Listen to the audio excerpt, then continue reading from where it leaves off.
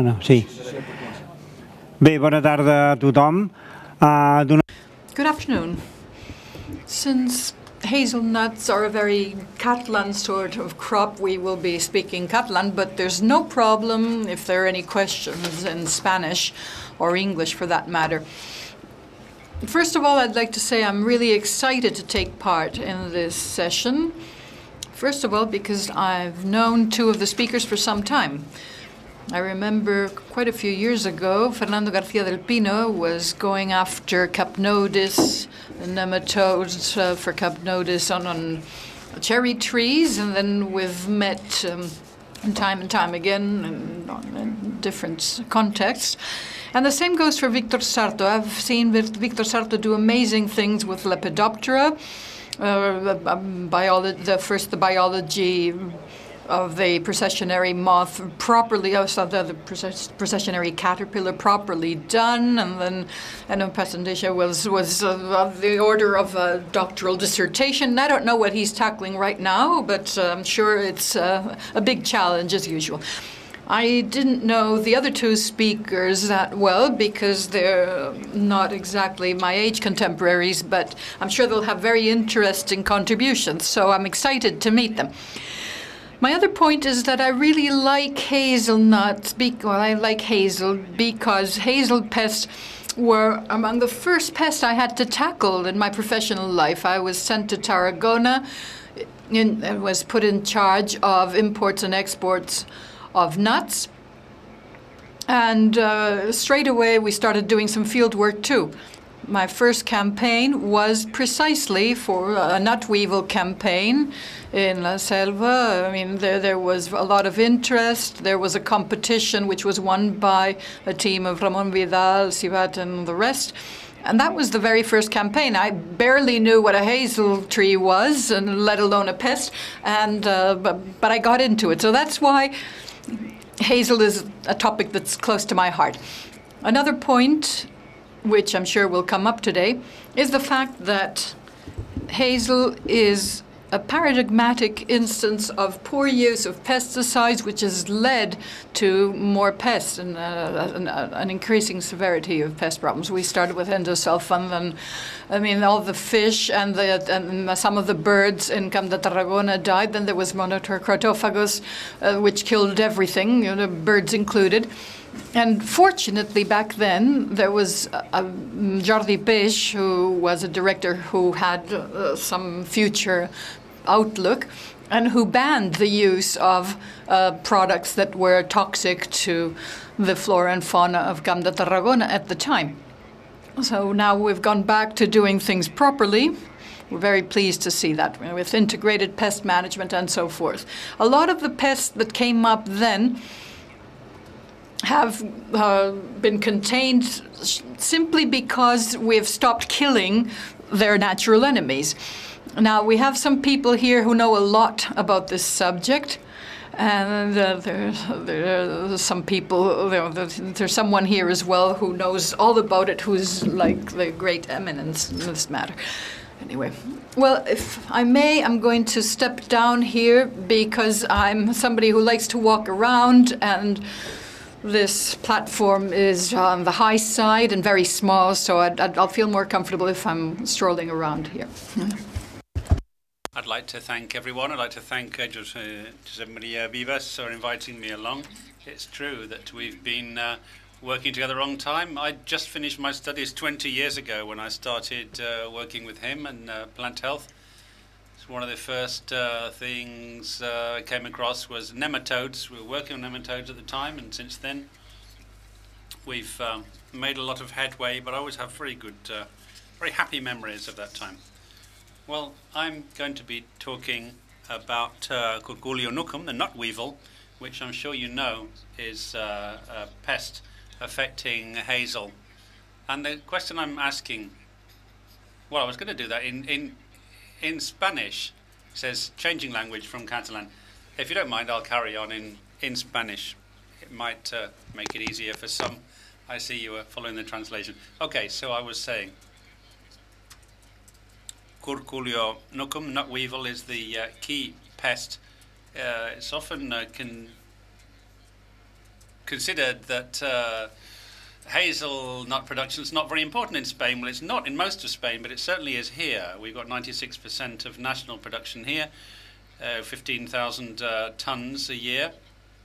It's declining, and one of the many reasons that hazelnuts are in decline and the production is because of pests that are arresting their development. One is Corculio. About 80% of production is affected by this pest.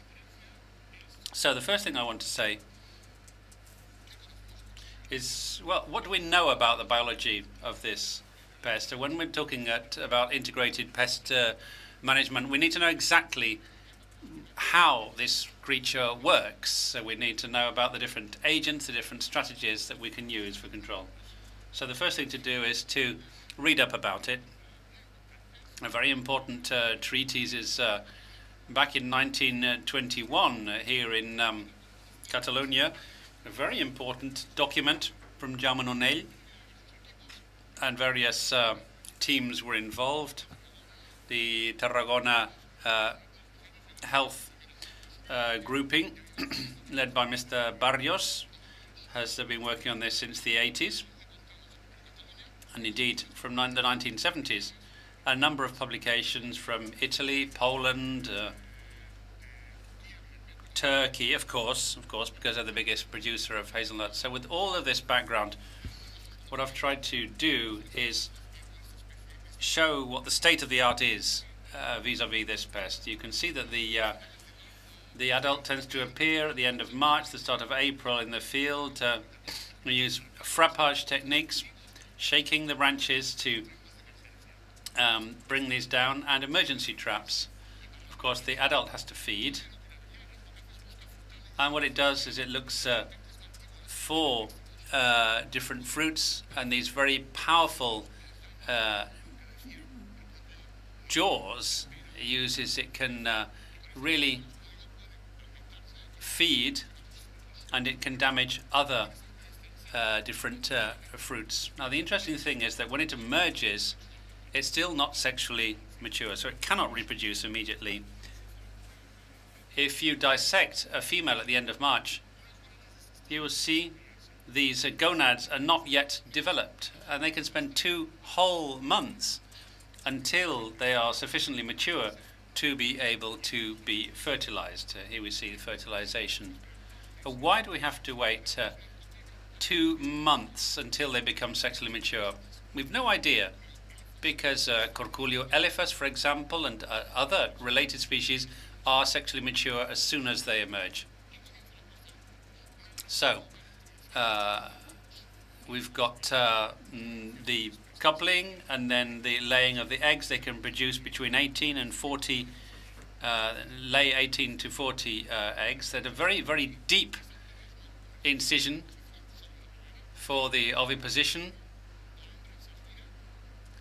She turns, she puts her ovipositor into the hole, right down to the bottom, and you can see the egg actually being deposited now, right to the end, right deep inside the nut where it's protected against any other animal.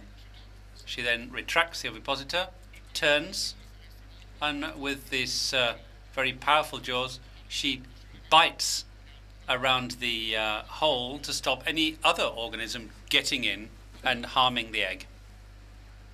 We carry on with the cycle. This is an egg which is less than 1 millimeter, and these are in June, July, and they will be affected by the hardness of the shell. Of course, once they harden, the female can't penetrate the entire shell, and the eggs are superficial, and therefore they won't be able to parasite the nut. In extreme cases, like in this image, when the skin is very, very hard, you can see this, that the eggs have just been deposited on the outside of the shell, just on the inside of the outer casing. Of course, these will never prosper. So here you can see the incubation takes about 8 days. You can see the cephalic capsule of the newborn insect, or the larva rather. It starts to come out of the egg, and the larva begins to eat the nut itself, the hazelnut, begins to develop. Here we are. Develops and reaches the final stage, L4, where it's eaten virtually all of the contents of the nutshell, and that's when the hazelnut falls to the ground before its time, mid-August, and these very powerful jaws, it starts to cut a hole through the shell until it can get its head out. It's slower than you'd think. It takes longer. This is a 3-hour filming that's been sped up so you can see. It takes 3 hours to actually cut away out of the shell.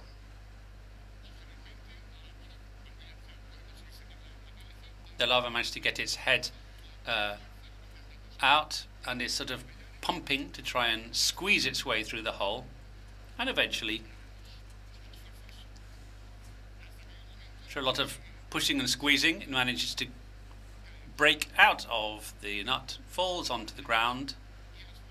Here it goes, and then it will start to dig its way underground, very close to the tree or the shrub. Quickly goes to a depth of 10 to 30 centimeters, where it will make a little burrow where it will then start to pupate. This is an L4 that becomes a pupa, and then of course metamorphoses into the adult. So this is the life cycle, the biological cycle. Now, if we're trying to find a control strategy, we've seen clearly that there are two main habitats.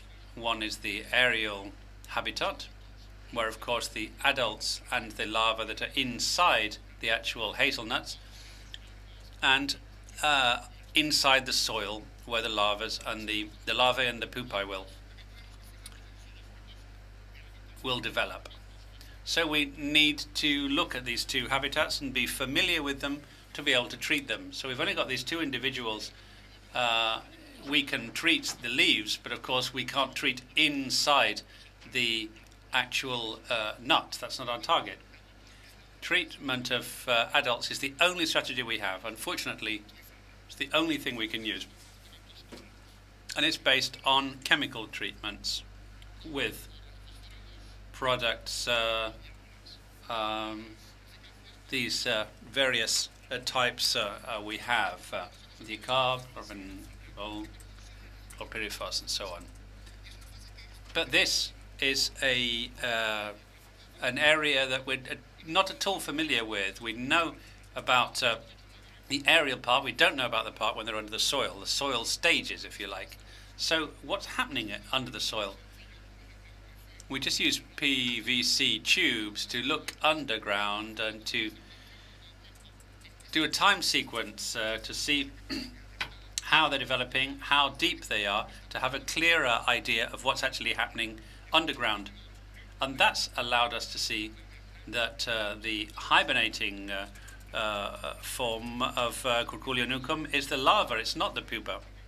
As they overwinter, it takes about 2 weeks, the end of March, the pupa, it only lasts a couple of weeks. But only 14% of the population that we've been following actually come out. The remaining 86% metamorphose into adults underground, and they enter a second diapause still under the soil, and that's something we need to take into account, because if we want a soil control strategy, we're not only dealing with the larvae and the pupae, we're also dealing with adults that can remain an additional year under the soil. So what strategies do we have? We've said there are no products we can use. So what are we looking for? What can we do? Well, if we don't know anything about it, let's go out into the hazelnut orchards, collect some soil and see what pathogens we can find there. what could we then harness to fight against this pest? So we found various entomopathogenic fungi and nematodes. These are the two main things that we can use. So what happens with these? Will these fungi manage to deal with these larvae? What we did is we simply took some plastic cups rather, put in some soil, put in the larvae, put the fungi on top, and see what would happen. And this is what you see. You see that the Beauveria bassiana kills the larvae. It spreads out, and the same happens with Mesorrhizium anisoplii. You see these green coloured, and the mortality. Here's a publication, research article. 3 species that we tried of Mesorrhizium, one of them managed to be 80-something% lethal for the larvae. So on more than one occasion in the field we've seen adults that have been naturally infected, not by us, just as part of nature, and we found them lying dead in the field. So that shows us the potential and the perspective of the use of various fungi. But we've been looking more closely and concentrating on nematodes. I'm sure you all know about nematodes, but they look like insects in a way. There is a great, they affect a large number of insects. Some of them are very, very small, less than 1 millimeter, and they get inside these insects and kill them.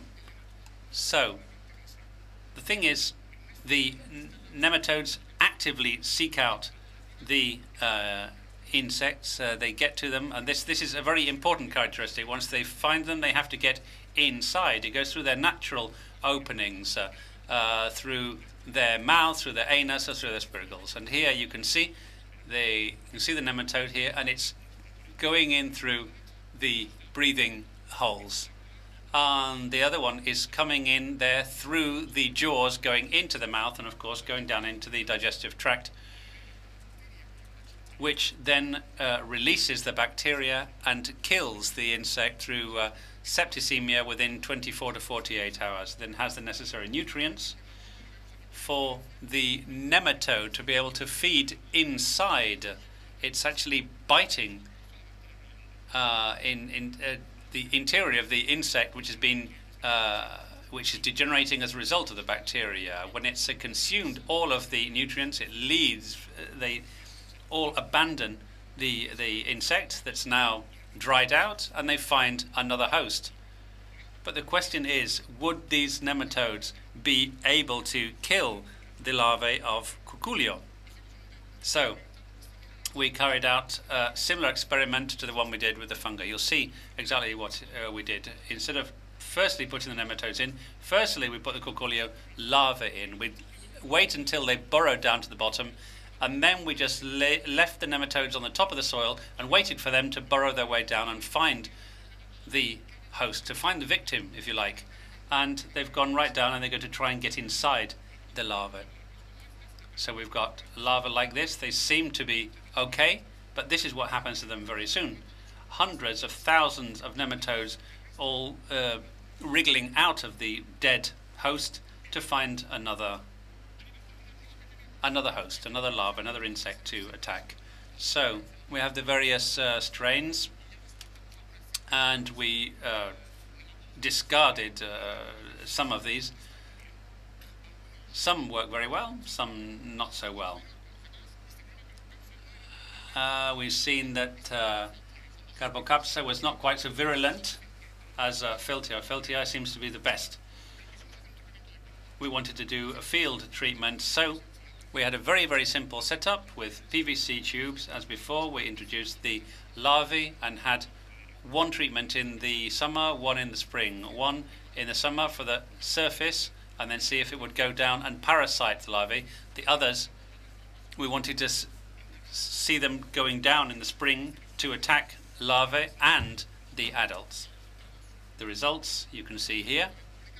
They've been published in both the summer and the spring treatments. Certain strains do manage to achieve 80 or even 90% mortality, despite the fact that there are significant differences from one year to another with the same species, probably because of environmental conditions, ambient conditions. Next question is, would they be able to take out the adults too? We hadn't thought about dealing with them as a surface treatment, but bear in mind that they often spend a year underground. The adult could come out of the earth and then be infected by the nematodes. So we've got this petri dish with food and with nematodes, and indeed we see that the nematode gets inside the adult and kills it. That's a lab test. And we were rather surprised by that, because the strains that worked very well against larvae only killed 15% of the adults, and vice versa. Capocapsa, which was not so good for the larvae, was 100% efficient with the adults. That shows us that in this scenario, if we want to manage the populations of larvae and adults in the soil phase, we have to use two different types. Feltii for one, Scapocapsae for the other. Now, we know that Feltia works very well at low temperatures and is also a vertical borer or burrower, whereas Capocapsae is not very good at migrating, at moving. If Feltii, we want to get them to attack the larvae in August when they fall down from the fruits, we want something that is going to be resistant to high temperatures and dry conditions. We want something that's going to be able to be very mobile and is adapted to cold temperatures to deal with the adults. So we have various types of nematode which are very virulent against the two different forms of the animal, but are not very well adapted to the climate conditions. And that's what we need to do. We need to improve them genetically. I'm not talking about genetic manipulation. What I'm talking about is putting these populations of nematodes under stress and bringing about a natural selection, so to find the ones which are going to be resistant to cold and to dry, and to work well to kill the larvae, and the other that can resist the heat and to deal with the adults. So that would be the way forward. This is just a small part of a much larger project involving a great many people, without whom this would not have been possible. A lot of people from Tarragona, from the Agriculture Department, a lot of ADVs, these groupings, University of Kiel in Germany, IRTA, Marseille, the laboratories, and many other people who are not on this photo. And that's something we're working on right now. So thank you very much.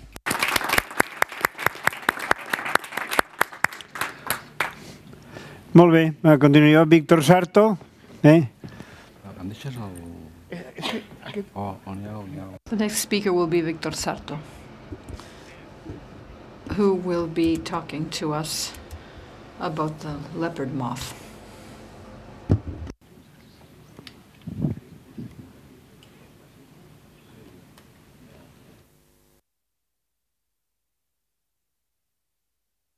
Gràcies.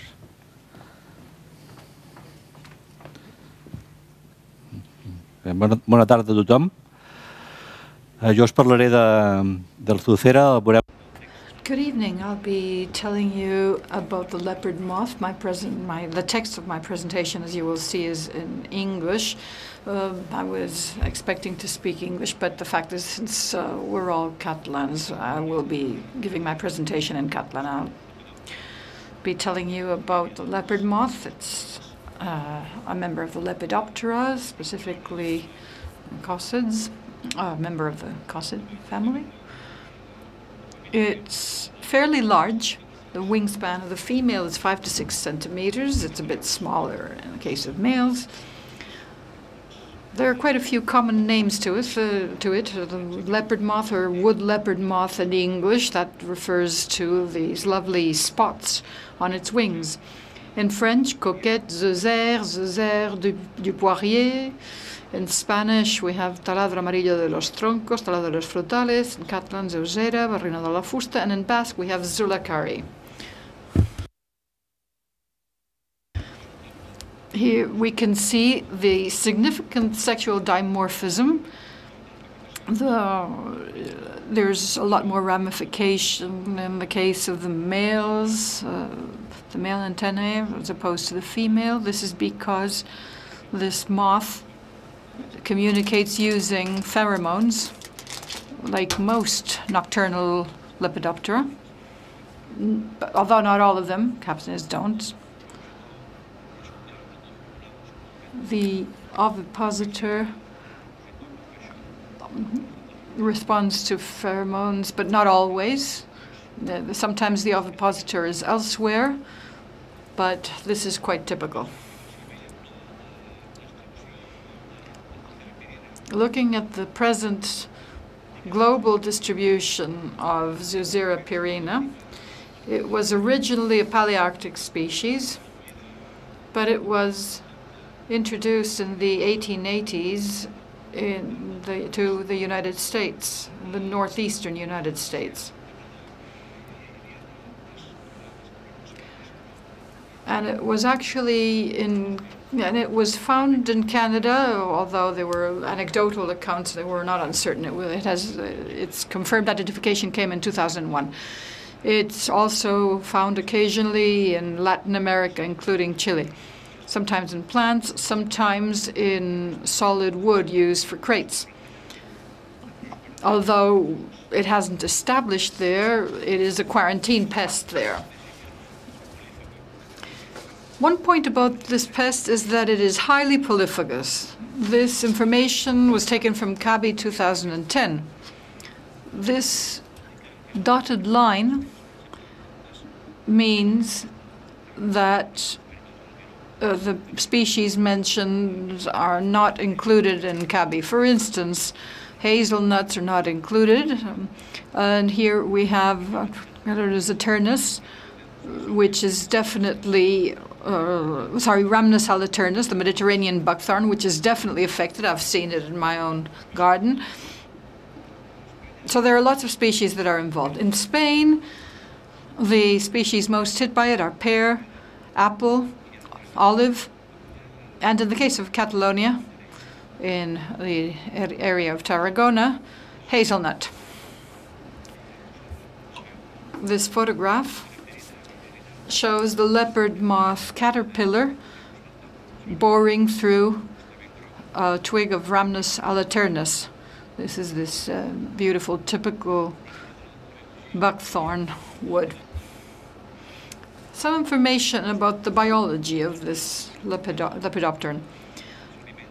Adults live only on the food consumed by the larva. Unlike other Lepidoptera, this is the case. They do not feed at all.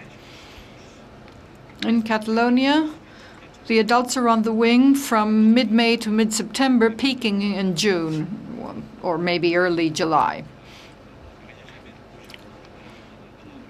The females climb to the top of the tree. They release sex pheromones and attract males. Here we have actual copulation. The larger female and the smaller male attached to her.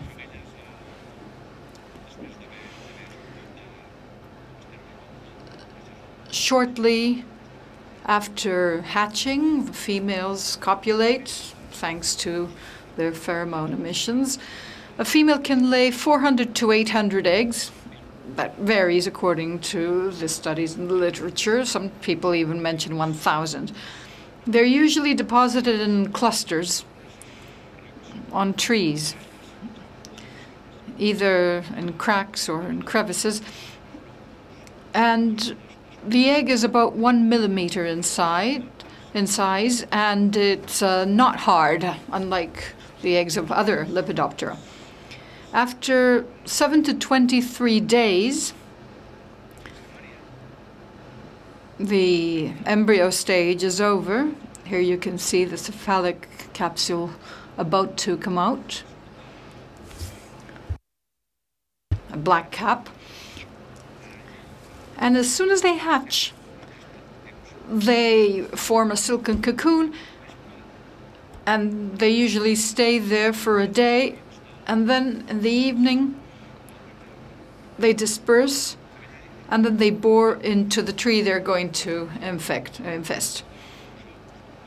The eggs are usually laid in clusters, but sometimes they're laid individually. This is an apple tree. Most of my photographs are of apple trees, not hazel, although there are many aspects in common. Here we have a borehole. In the early stages, it seeks the tenderest shoots, and it starts to bore a gallery. In the case of the apple tree, it's in a descending direction. And as soon as it's too large to fit into it, it emerges, migrates, and seeks larger shoots and just keeps boring away. This photograph is here to show that the caterpillar is, in the second stage of the caterpillar, is yellow with black spots. The third stage is like that too, but the early stage, the first stage, is just brown. Here we have this very powerful caterpillar head. It's powerful, it's strong, because it has to bore, of course. So it bores its galleries. It can be extremely long, up to 40 centimeters, quite easily. This is a quince twig.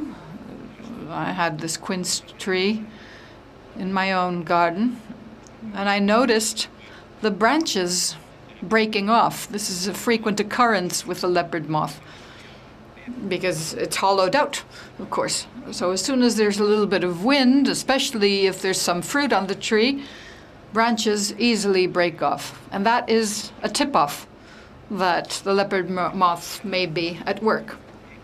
So we have this lovely yellow color with black spots. As the caterpillar grows in size, it migrates to lower and thicker branches. And it just continues to bore through the branches until it reaches the trunk, the main trunk. One larva, a large larva, can be from 5 to 6 centimeters long. So that gives you an idea of the size of the trees attacked. This is an apple tree. Once it's grown, it starts boring upward, and of course it leaves frass inside, which it also expels. We'll see another photograph of the frass later. And it just kills the tree. I mean, you can see here how it's been attacking the wood itself. It starts on the bark, but it ends up attacking the wood, and especially in the case of young trees, it can just finish it off.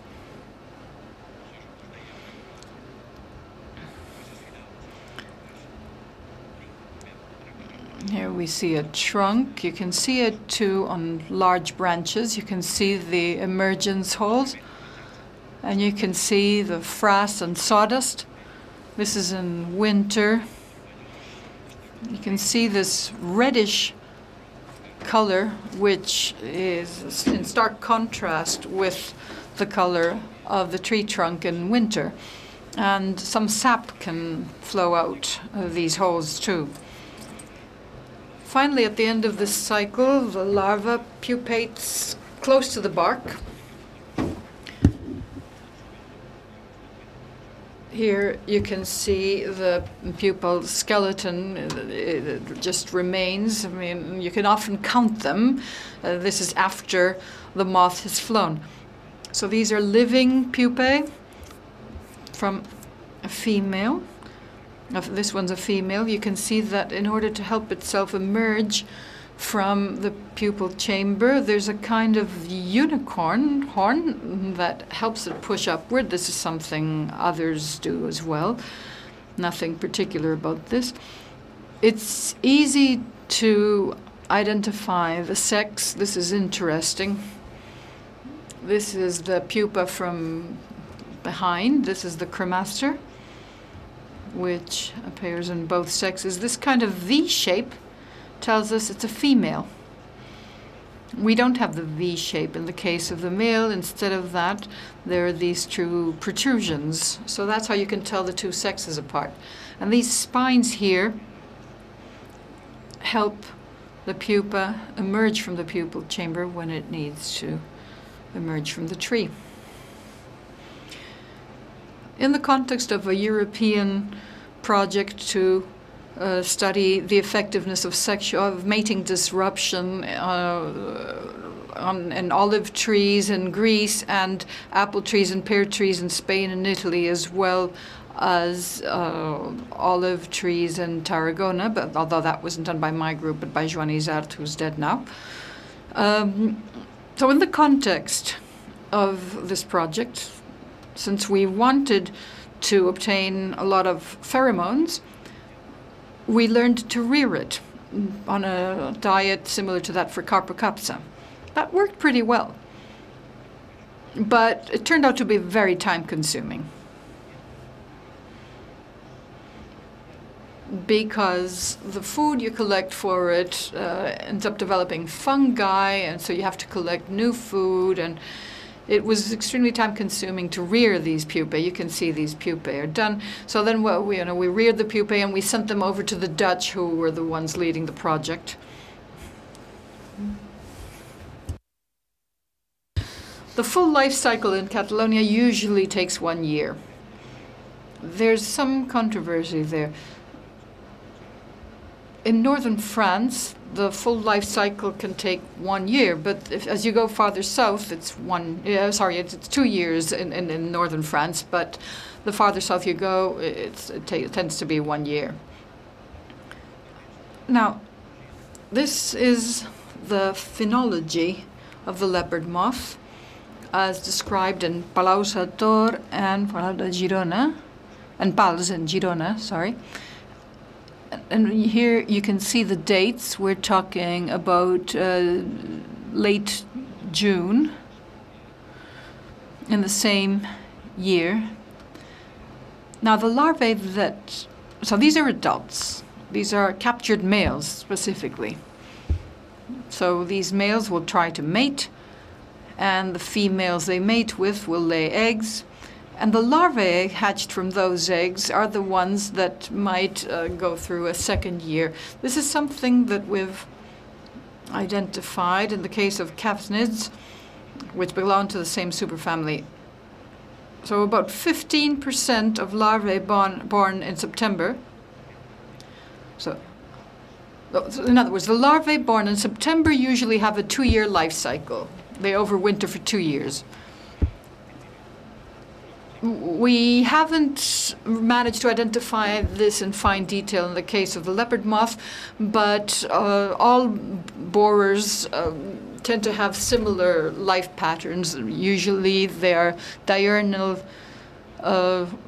moths, but they're originally nocturnal moths that have evolved to be diurnal. I mean, the capsnids are exceptions in the case of one particular trait. In this project, we were interested in mating disruption and in its effectiveness. We wanted to know, well, you know that mating disruption is basically about clouding a whole field with, a whole field of pear trees or apple trees or whatever trees with pheromones. And since there's a lot of pheromones all over the place, the males get confused and can't find the females to mate with them. Now, in the 1990s, there was no specific pheromone available for the leopard moth, and that's what we were trying to find. That's what our Dutch partner, TNO, was in charge of. We had a prototype sort of study for this purpose. So what did we do at the time? In the summer, we would take 100 trees out of every 2-hectare field, and we counted the larvae. And then in January, this is a more reliable method because some of the larvae die. Well, we marked each of the galleries. Each gallery is one larva. We checked all the trees in the field, and by counting boreholes, we could tell that in fields treated with mating disruption, well, we could tell whether the fields treated with mating disruption had a lower population. I mean, in other words, we could tell when the males had been effectively confused. This was all very new at the time. These pictures were taken in winter, and we're carrying out these winter checks. Here are our prototype pheromone diffusers. This one is a more developed one that came later on.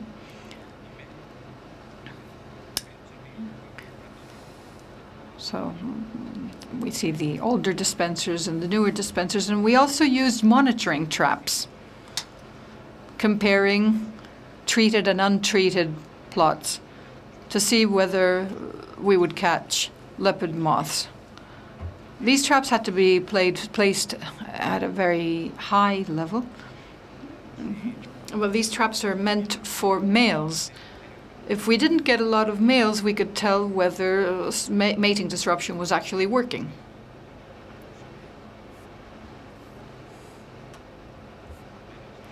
Ultimately, the method worked pretty well in apple trees in Girona. It worked at a 70 to 80% effectiveness rate.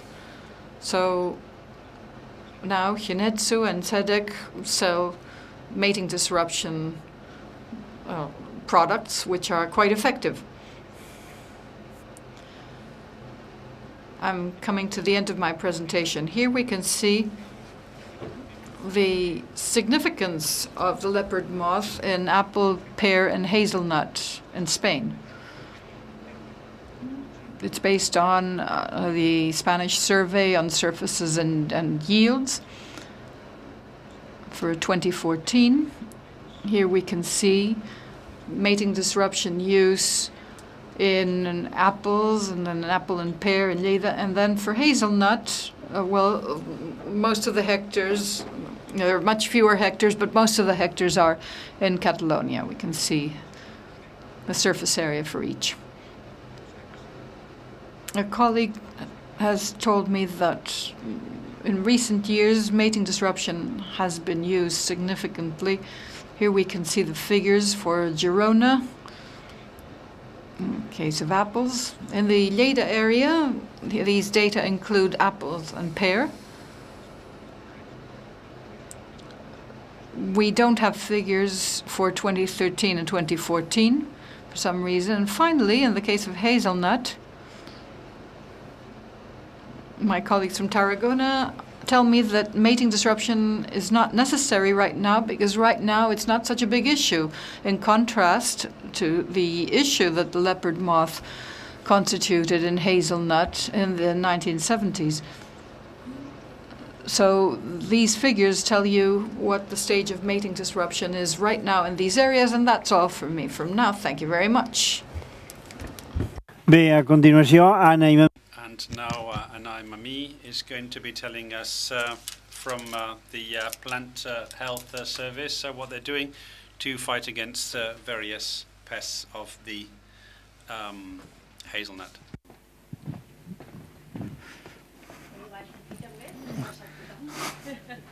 Per estar més a prop. Ja sé que és el final de... I know we're getting towards the end of the day. We're all a bit tired. But I will try and talk you briefly through IPM for hazel. First of all, I'd like to thank you for inviting me along to the Congress, particularly Gonçalo Barrios, who helped me to prepare this presentation. As Mr. Aviva has said, he spent about half of his life studying and improving IPM for this particular crop. So, the first thing I'd like to say is that hazel is a riverbank tree, and it has a lot of different species that live there, and a lot, very large number of useful fauna. These are things that, of course, we want to take care of. We want them to thrive. We don't want to kill them off with all sorts of chemical pesticides. And this is what's been happening over the years. We've killed off all of the fauna, and that includes the useful fauna. So we must get back to seeing how we can deal with this. Well, of course, as we've heard, it's the weevil, the nut weevil, that affects the fruit very directly, and efforts to deal with cuculia explain the various plant health issues that have affected hazel in our local districts. This started off, they started to use various products in the 1940s, sonates, tar oils, chlorates DDT, carbamates, and in the 60s they started using endosulfan to do with Phodophyll avalinae, which had never been a problem before. So, to fight against these two pests, they brought out endosulfan, a new product that managed to deal with both of these, and that was used extensively. And then the first problems with Castellaniki started to emerge. Then in the 70s and 80s, there was overuse with nitrogen fertilizers, because the chemicals industry was very much involved in that, and it was a very easy way of fertilizing the fields. And then, of course, we got the aphids appearing. So as all these new pests emerged, a very highly toxic and multi-spectrum pesticide emerged. Monocrotophos was fairly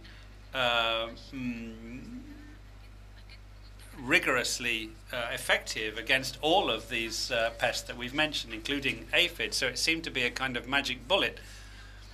But what actually it did was cause an enormous imbalance.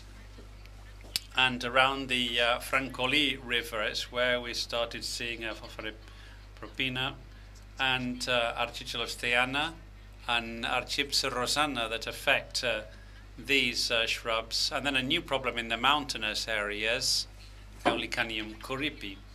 So in some, we've seen over time, this is just not the right approach. We have to find a different way to turn things around. And for a number of years, this is what we've been trying to do by studying the biology of the different pests, the different actions and interactions between them, looking at all kinds of follow-up, so that everything to do with IPM to turn around this system.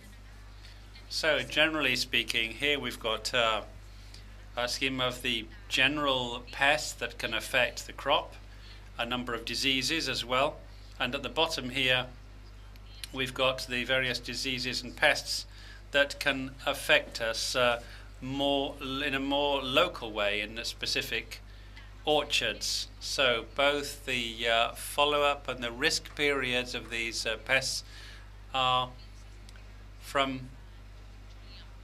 right from the start of the year right up to June, July, or when they the start of the flowering period up to June, July.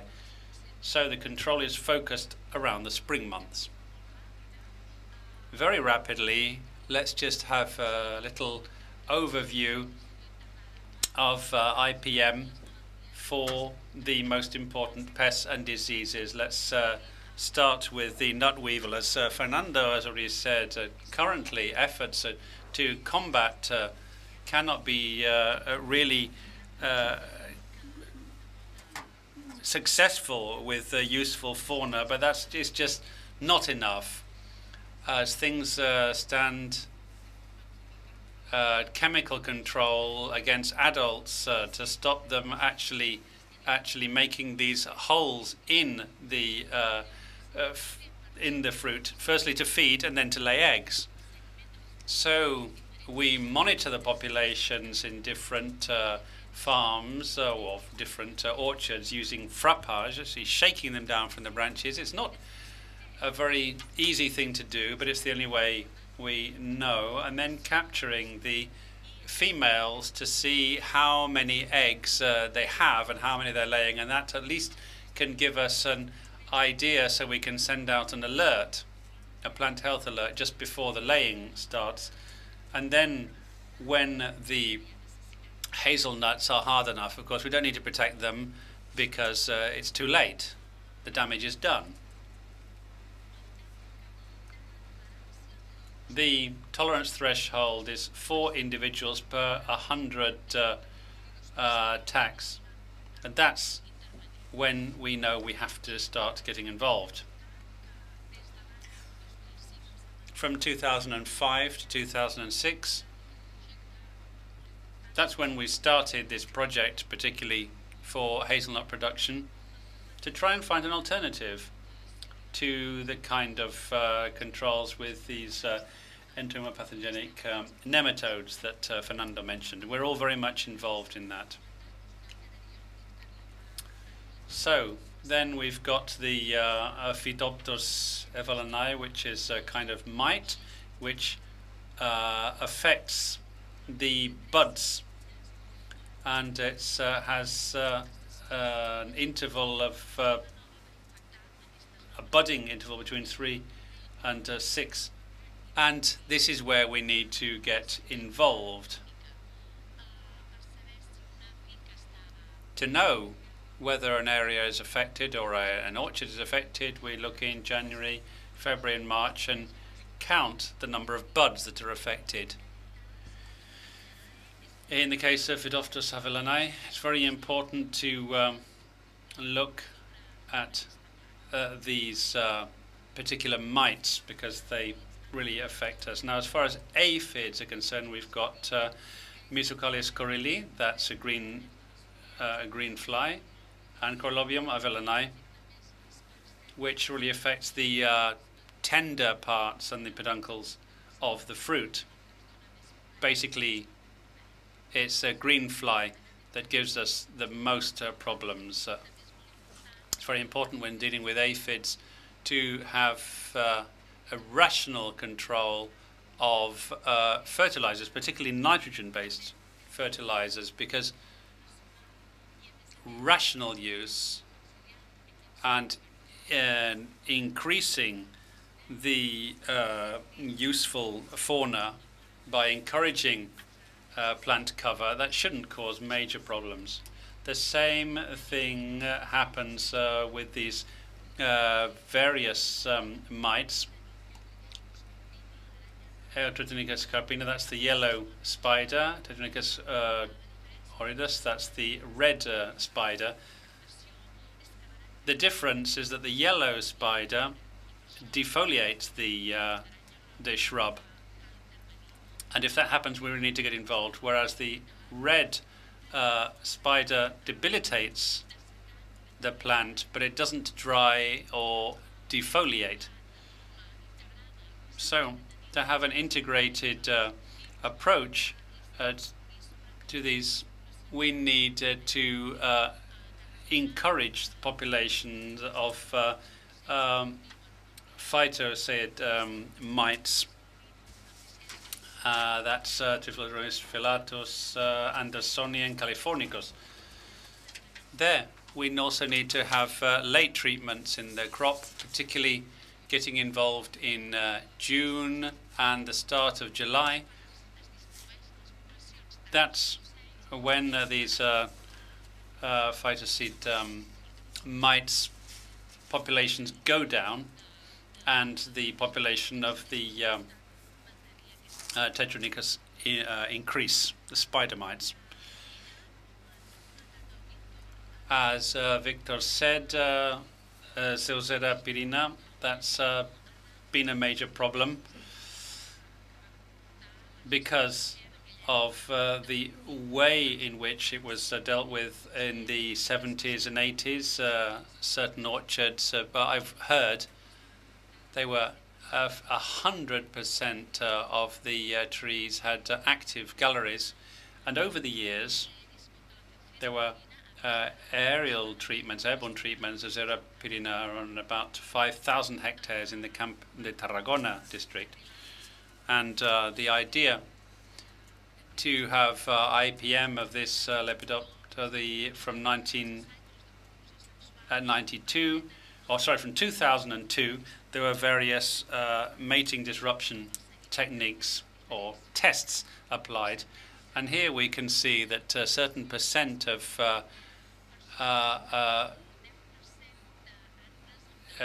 infection is now covered by, is under 10% affected.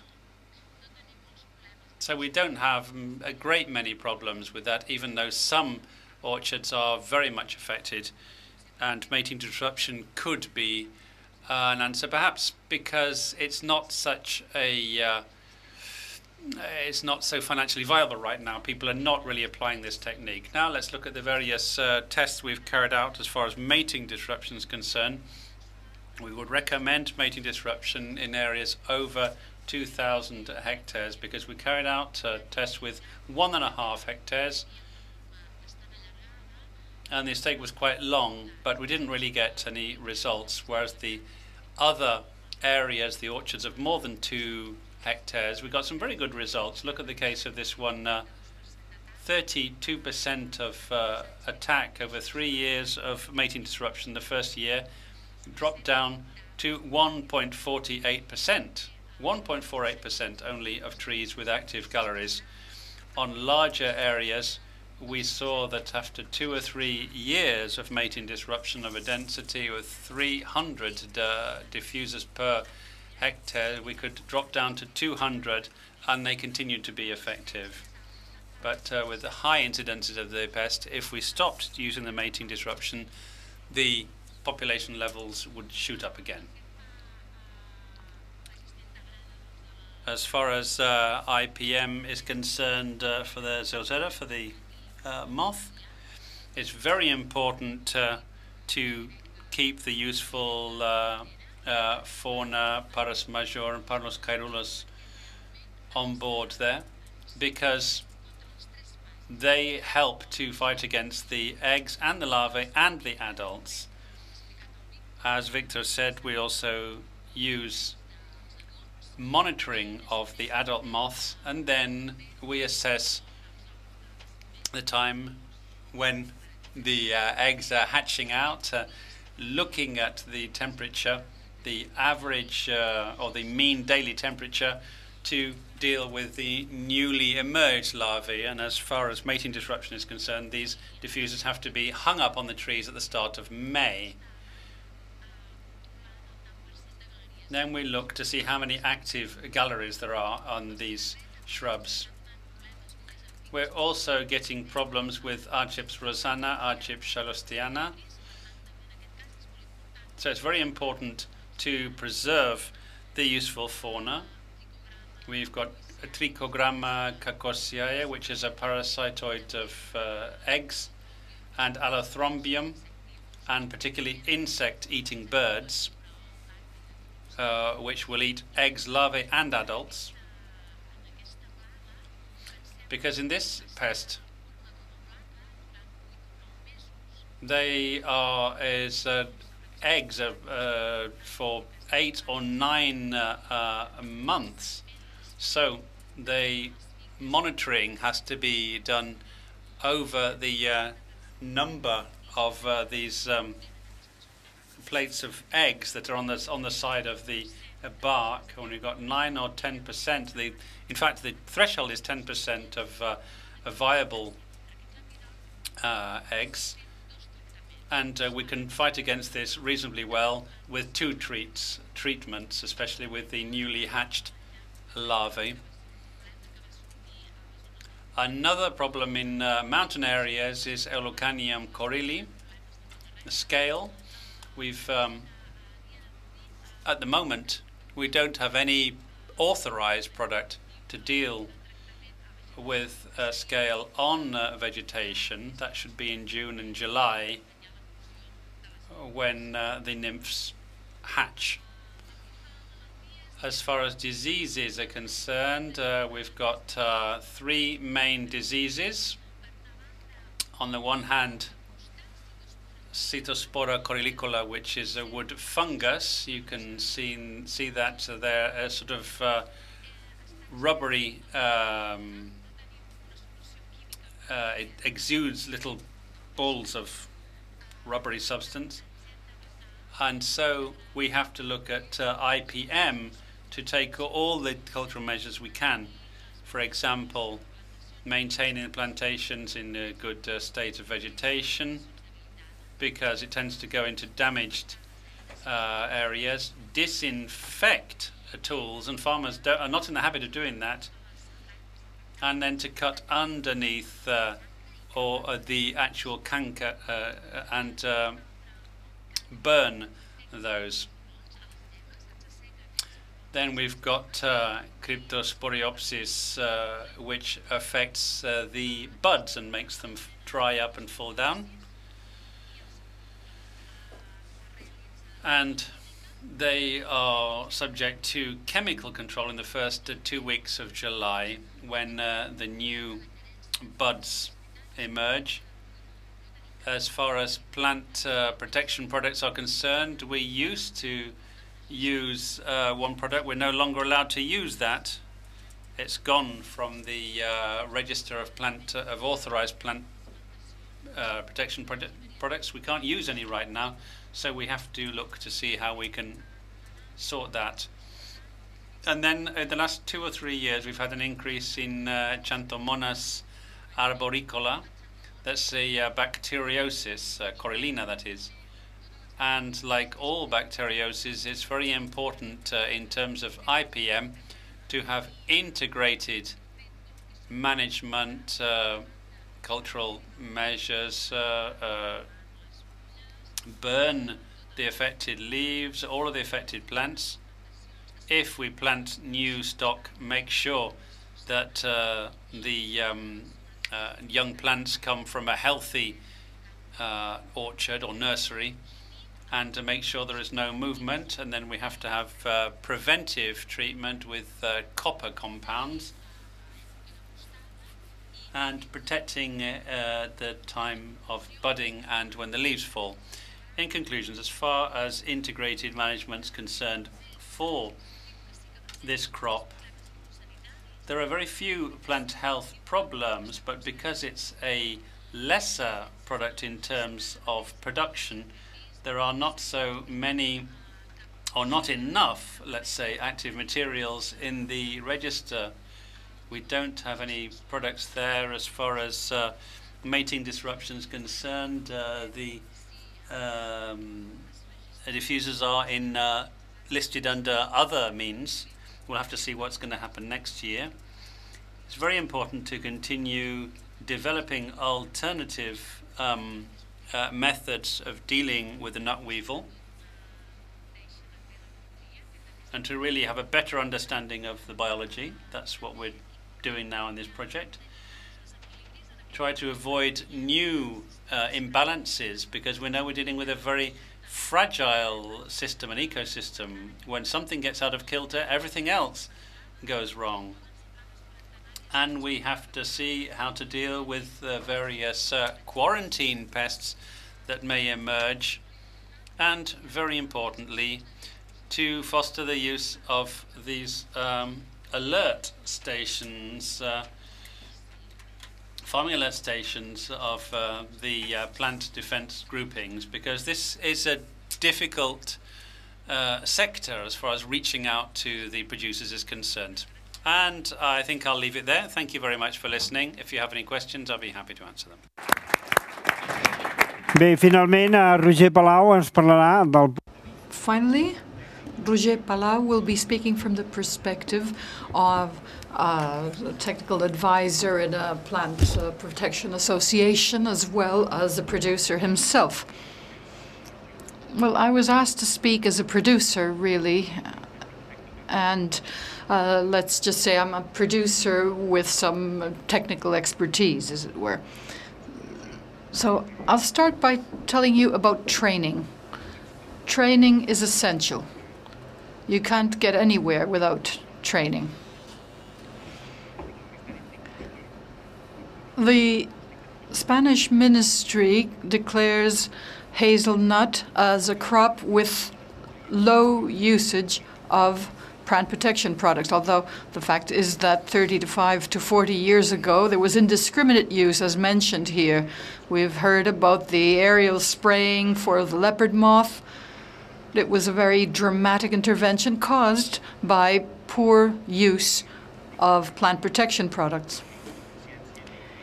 I mean, this was probably caused by foolhardiness. I mean, I've been known to check that the airplane, I've been known people to check that the airplane was actually spraying by getting up at the crack of dawn and standing in the field being sprayed by it. Well, people are very foolhardy.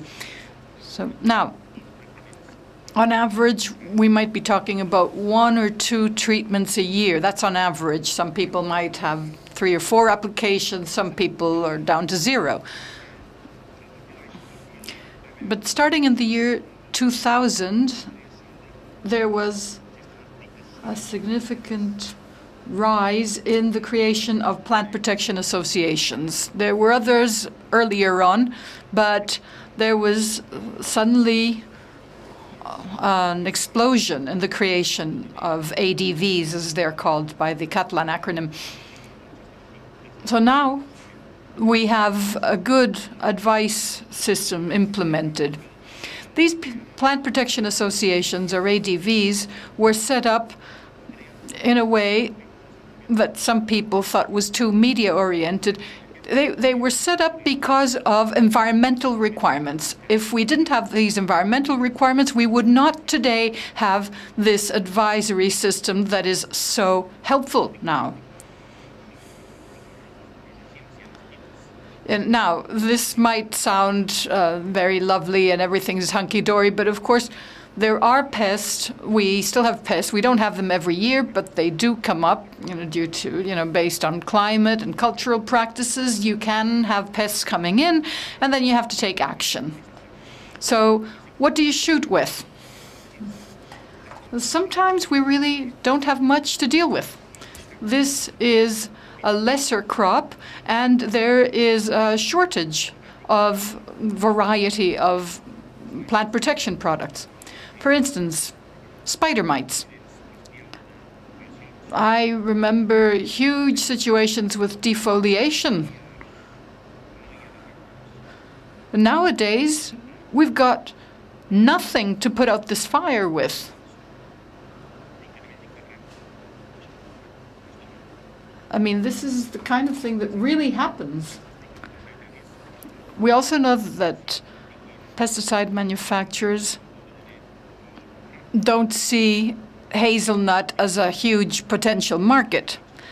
And that's where the Spanish ministry should intervene on its own initiative. I mean, there are certain legal obstacles, of course, so there isn't much that we can do, but hazelnut and other lesser crops should receive some kind of help or support in this way.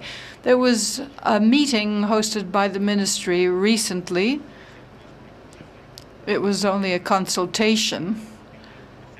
The idea was to try and mobilize the nut crops altogether. Now, going back to plant protection associations, as I said earlier, they suddenly were set up in big numbers thanks to environmental support and to environmental requirements. So now farmers know that they have an advisor who tells them what they can use, what they can't, what is authorized and what isn't, who teaching them to use plant cover, and so on and so forth. Now, over time, some farms, for whatever reason, are no longer concerned by environmental measures. And the question is, have they continued to receive this technical advice? Yes. And this means that they've realized that it's beneficial. People have come to realize that things go better with this kind of technical advice. But going further, in the early plant protection associations, the focus was purely on the pest. But now we're talking about integrated pest management, so there's a much broader view and a broader perspective taken. So my question as a producer is, why has the ministry stopped making advice compulsory? I mean, I'm the first to say that when things are made compulsory without an explanation, it's very hard to implement. And it's hard for people to take in. But why have they stopped now? I mean, if you talk to a producer who's never been involved by any, never been concerned by any kind of environmental measure, and who's never had a taste or an inclination to receive technical advice, when you talk to this person, it feels like talking to somebody from the 1960s. They live in the past. They say, oh, I wish I could find some lindane. But there are other solutions that they don't know. And there are producers who feel that way. There are producers who want to continue living in the 70s, and then they ask you, do you know where I can find some lindane? And that's not what it's all about. Well, these people are just lost. They're confused. I mean, we need training, as I said at the start. And training is also needed, or education is also needed, in terms of regulated pest management.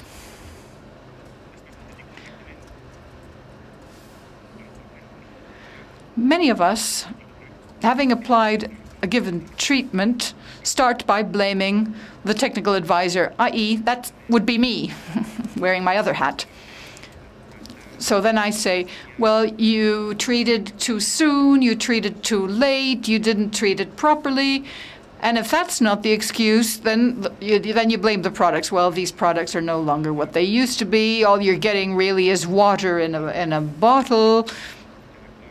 Back when I was in training, I learned that success depends on the product, the timing, and the machinery. So machinery is important too. Integrated pest management also concerns adjustment of machinery. And this is an area where some producers feel that it is like a kind of tax on their work, but it's not the case.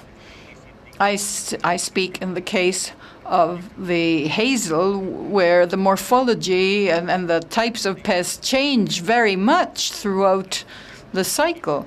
I have to tell you that I switched my machinery because I had problems with mites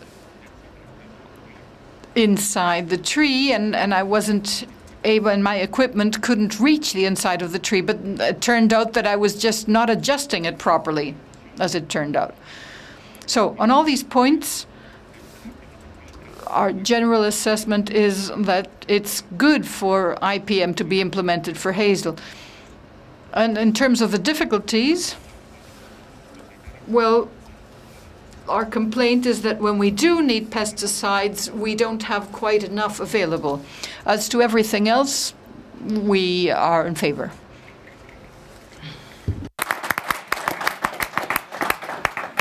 Bé, jo el primer, felicitar els ponents. First of all, I'd like to congratulate all of the speakers for their wonderful presentations. Victor and Fernando telling us all about the wonderful nature of these insects and these creatures, and then Anna and the other speaker for really bringing us down to earth, Anna and Roger for really filling us in as to how this works on the ground.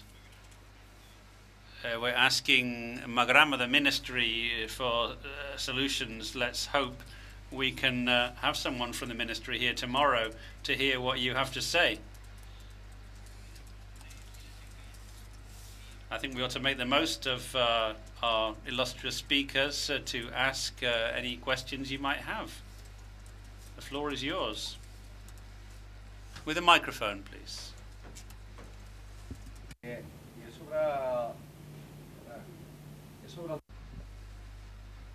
Yes.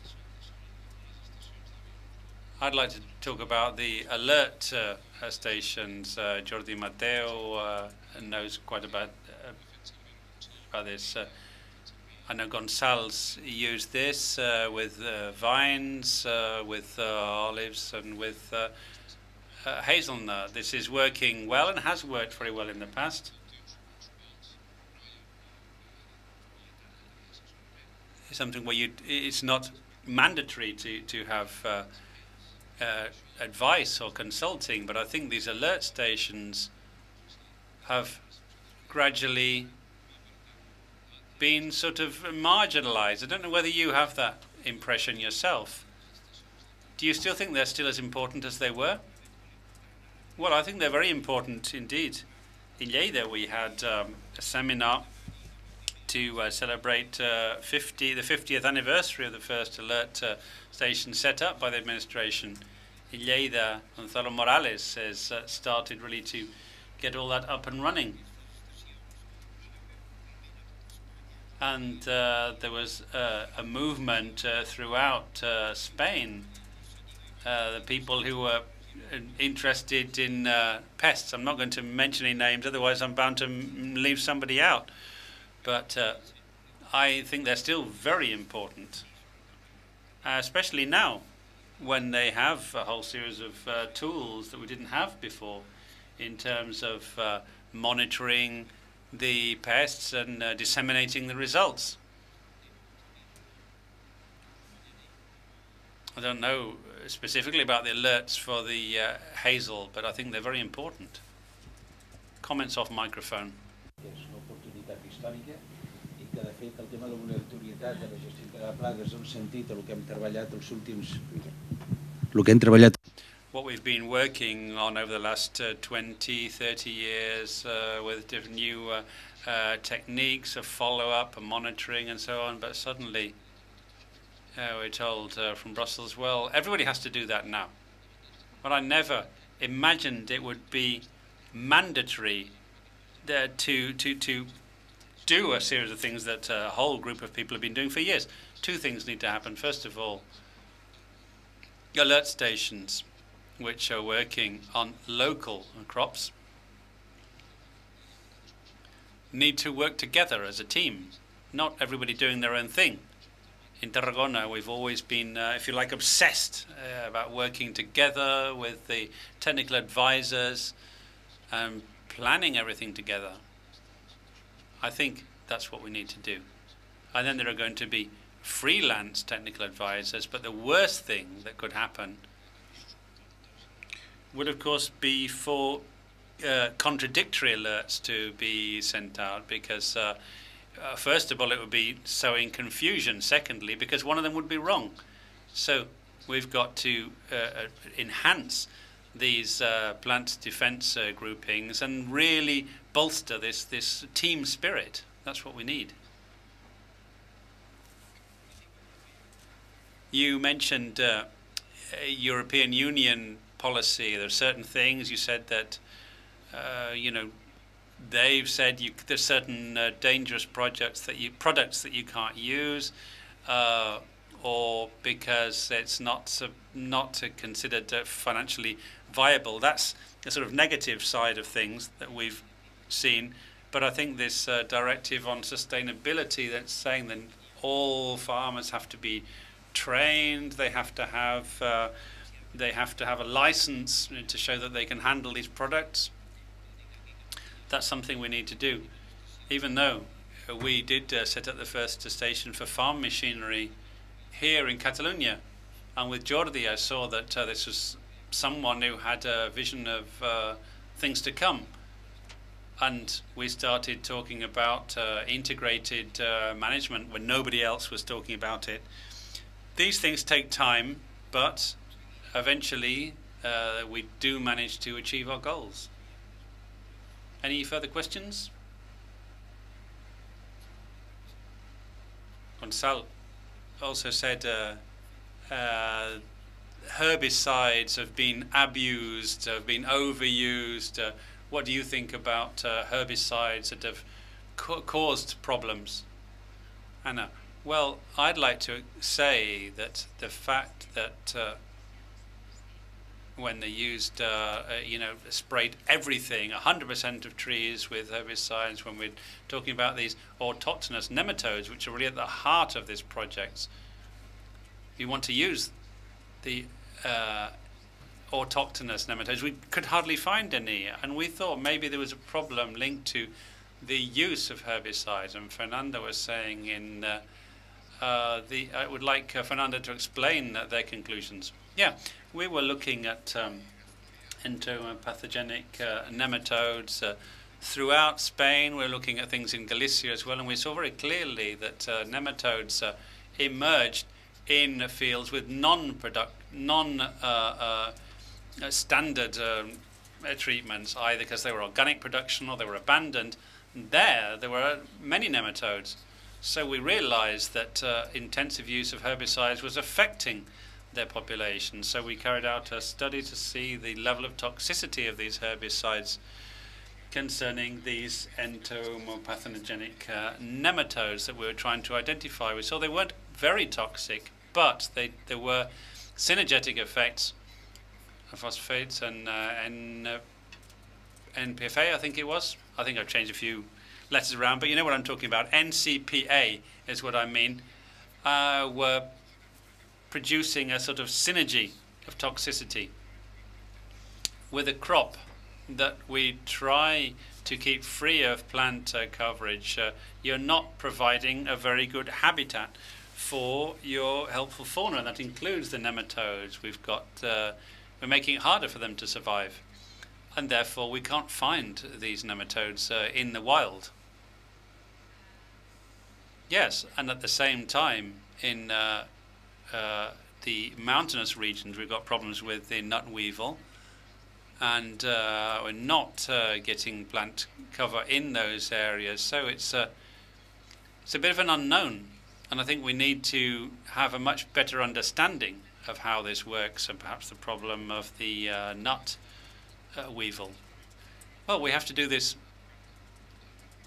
I mean, in nature, the number of larvae that actually die, the larvae of the nut weevil I'm talking about, there's a very high number. 60 or 70% of the larvae that go underground never make it through to adult development.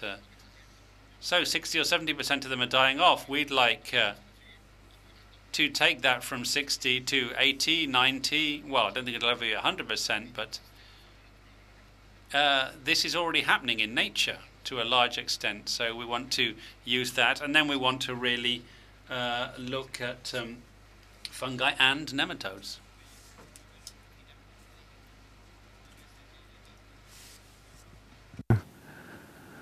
Problemes que tingueu amb l'avellaner.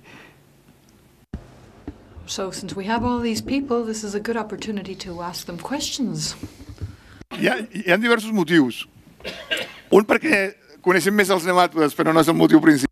Well, anyway, about the nematodes, but I mean, that's not the main point. I mean, the thing about the nematodes is that they seek out the insect, so they're very effective in their vertical searching strategy. They're more effective in finding the insect. And then there's a more economic aspect. The thing about fungi is that they have to be registered as plant protection products, and there are few companies interested in registering plant protection products for hazelnut. But nematodes are different. They're biological control organisms. They don't have to register. You only have to report that they're using them. And so we'll always be able to use nematodes. We won't always, we won't necessarily be able to easily register fungi for hazelnut pest control. I mean, it's not a biological concern. I'm speaking, speaking as a biologist, this is not a biological concern. But in practical terms, it's very unlikely that we'll be able to register fungi which have been registered for major crops, for minor crops such as the hazelnut. Microphone, please. Somebody's speaking without a microphone. We can't hear what they're saying.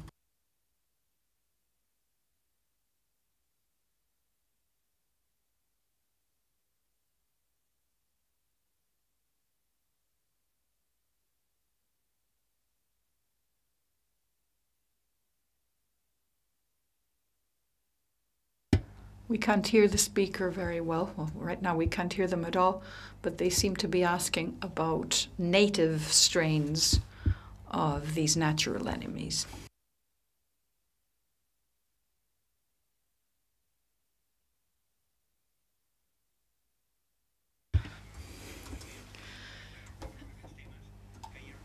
Yes.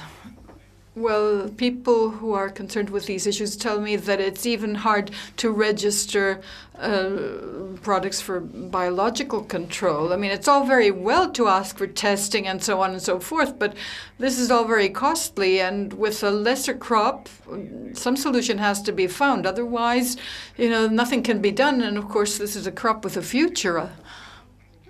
Well, the thing is, that this is a parasitoid. The nematode is a parasitoid. It's a beneficial organism. So you don't have all the issues that you have with registering, bacteria and fungi and viruses, because this is a parasitoid. It's a predator. Microphone. The speaker is not using a microphone.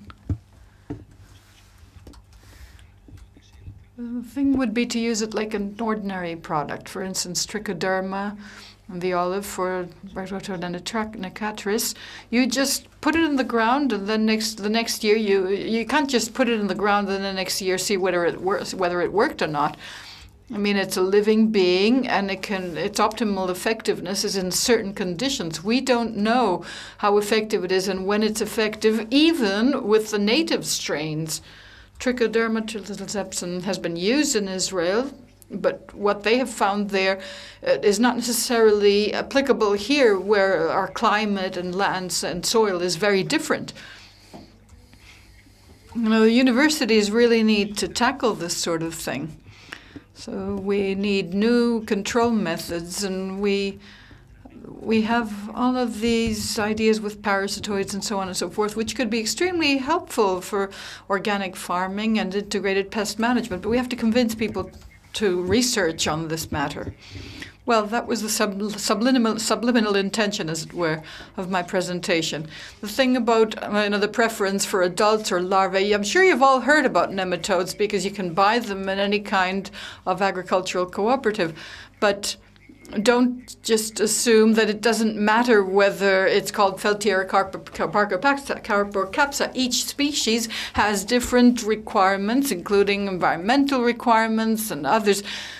Because if you pick the wrong nematode, then you get the reputation for nematodes not working. The thing is, you have to pick the exactly right one, otherwise it's poor practice. Yeah, the other point is that, of course, plant protection products can be stored, but with nematodes, Well, the current formulation is pretty good. It can be preserved at 8 degrees in cold storage, and any farmer nowadays has some kind of cold storage, even if it's just a regular refrigerator to store pheromones these days.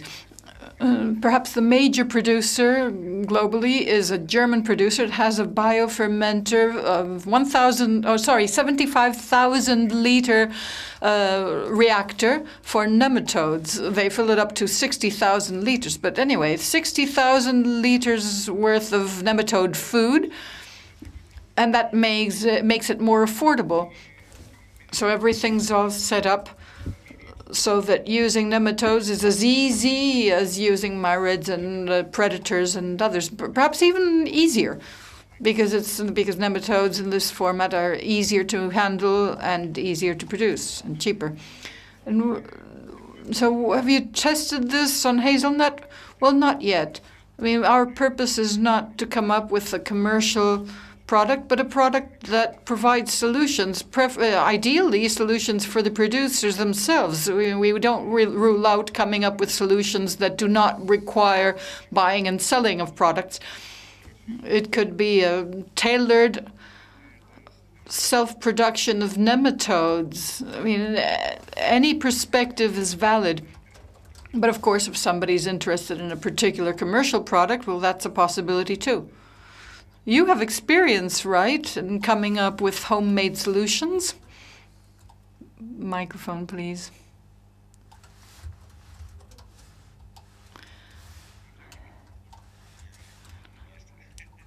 Okay, I'm done.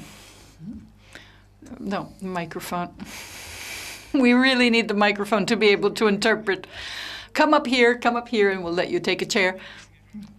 Well, we've been told it's 7 p.m. sharp.